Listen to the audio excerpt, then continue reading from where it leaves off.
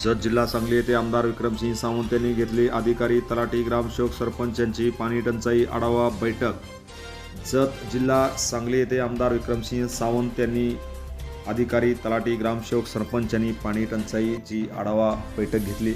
या बैठकीस आमदार विक्रमसिंह सावंत, प्रांताधिकारी अजय कुमार नष्टे, तहसीलदार जीवन बनसोडे, अप्पर तहसीलदार सुधाकर मागाडे, जत पंचायत समितीचे गटविकास अधिकारी आप्पासाहेब सरगर, काँग्रेसचे तालुका अध्यक्ष बाबासाहेब कोडक, सांगली जिल्हा मध्यवर्ती बँकेचे संचालक सरदार पाटील, जत नगर परिषदेचे माजी बांधकाम सभापती भूपेंद्र कांबळे, माजी नगरसेवक व जत शहर काँग्रेसचे अध्यक्ष निलेश बामणे, रावसाहेब मंगसुळी यांच्यासह मार्केट कमिटीचे संचालक बिराप्पा शिंदे, मारुती पवार सरपंच रामपूरचे आदी मान्यवर यावेळी खास करून उपस्थित होते। यावेळी आमदार विक्रमसिंह सावंत यांनी तालुक्यातील प्रत्येक गावाचा पाणी टंचाई आढावा घेतला, तर तलाठी ग्रामसेवकांनी प्रत्येक गावातील पाणी टंचाई जातीने लक्ष देण्याच्या सूचना दिल्या। कोणी हायगय करू नये अशा सूचना आमदार विक्रमसिंह सावंत यांनी दिल्या। जत पंचायत समितीमधील पाणी पुरवठा विभागाकडे ग्रामपंचायत प्रस्ताव येऊनही लवकर त्यावरती अधिकारी तोडगा काढत नाहीत अशी तक्रार अनेक सरपंचांनी केली। यावर आमदार सावंत यांनी पाणी पुरवठा विभागाची चांगलीच खरडपट्टी केली, तर तालुक्यातील गावागावात कृषी सहाय्यक उपस्थित राहत नाहीत अशी तक्रारी काही सरपंचांनी केल्या, तर एक कृषी अधिकारी उद्धटपणे बोलतात अशी तक्रार सरपंच हिंदराव शेंडगे यांनी केली। यावेळी आमदार सावंत यांनी कृषी अधिकाऱ्यांना चांगलेच खडसावले व याची चौकशी करण्याच्या सूचना दिल्या। जिल्हा बँकेचे संचालक सरदार पाटील यांनी जत तालुक्यात 2011च्या जनगणनेनुसार पाणी दिले जाते, ते पाणी कमी पडते, त्यामुळे आता 2024च्या लोकसंख्येनुसार पाणी देण्याची मागणी त्यांनी यावेळी केली। प्रत्येक गावातली वाढती येणाऱ्या टंचाईच्या पाणी मागणी आणि त्याचबरोबर आणखी काय काय समस्या असतील पाण्याच्या त्या जाणून घेण्यासाठी त्याच्यावर उपाययोजना करण्यासाठी तातडीनं बैठक आपण आयोजित केली। या निमित्तानं आपण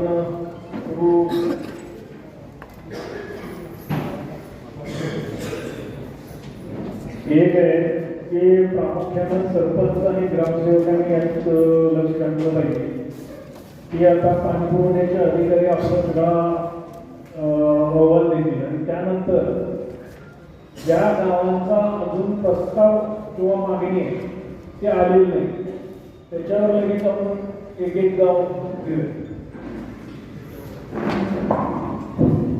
40 गावांसाठी आणि यासाठी आपण 27 अधिग्रहण केलेले आहे।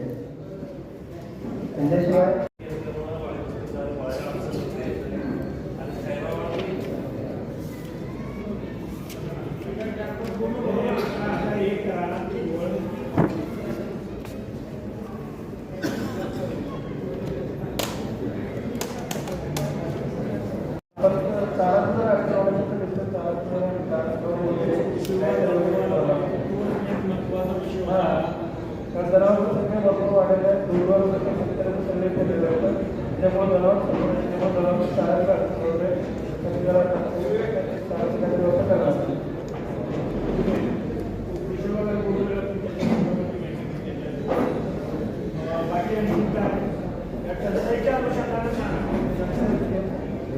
दोन विषयाला पण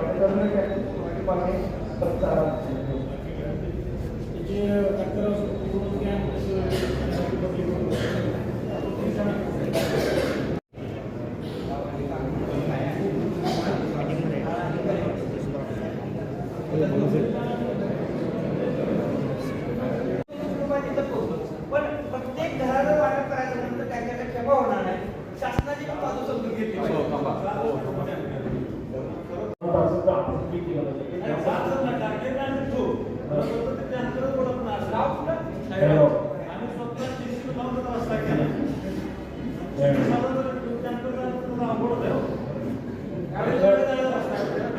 सगळे ग्रामसेवकांनी मागणी करताना तुम्हाला मोठा टँकर पाहिजे, मोठा टँकर पाहिजे याची पण एक माहिती द्या आम्हाला। म्हणजे तुम्हाला 12,000चा टँकर गावाला पुरतोय की 24,000चा आणि 30,000 आम्ही एकूण पाण्याची क्षमतेनुसार मंजूर करतो।